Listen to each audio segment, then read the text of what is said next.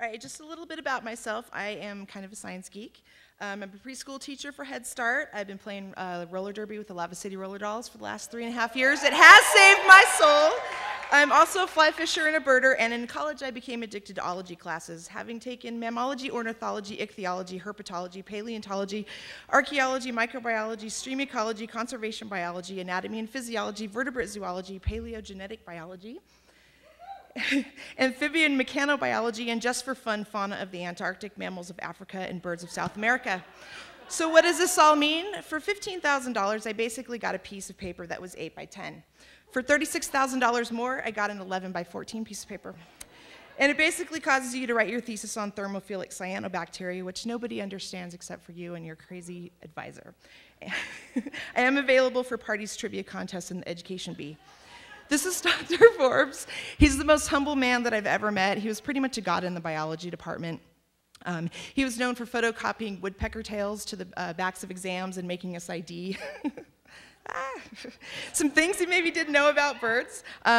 There's 888 bird species in the United States, 10,000 species in the world. Our state bird is the western meadowlark, and if you're good, you can see 143 species in 4 days. Catch up. The biggest bird myth of them all, I just wanted to spell that right now. There's no such thing as a seagull. However, in Oregon, there are 12 species of gulls: Bonapartes, California, Franklin's, glaucus, glaucus-wing, herons, herring, mew, ring-billed, Sabine, stern, and western gull. Unfortunately, they all look alike, so it's best just to stick with seagull. So how do you memorize 275 birds for an ornithology class? Well, we teach ourselves little tricks. American dippers, Motocyclidae, dippers ride motorcycles. Crossbills in the finch family, Fringillidae, finches have fringes. Sandpipers in the Scolopacidae. This is Malheur. This is, I think, one of the best places on Earth. It's 30 miles south of Burns, and you can stay at the field station here. They've got great beds, great food. Coyote Butte there in the background, there's really nothing quite like it. Typical day at Malheur, I was going to read this list, I'll never get through it. Porwheels, wrens, swallows, cranes, egrets, ibis, stilts, shovelers, flickers, ducks, rails, soras, merlins, harriers, owls, phalaropes, avocets, pintails, tanagers, buntings, curlews, bitterns, herons, and there's more. This is the road to hell that we've dubbed. It's actually the road out to the Alvord Desert. It's very hot, dry, desolate. It's recommended that you take extra gas, beer, and water before you go down this road. I actually ran into some gentlemen out in the middle of this road who were arguing over the top of their lungs over what type of hawk was flying over. This is some more Dr. Forbes stuff. He was a great man.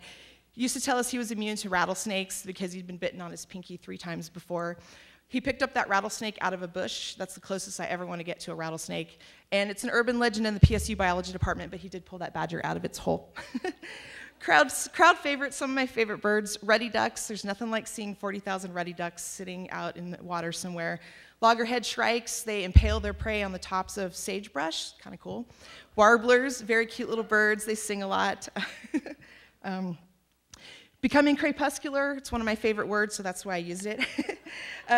It's really important that you're up at the crack of dawn out at Malheur and also have this energy to stay awake, get through your day, and also be out in the afternoon.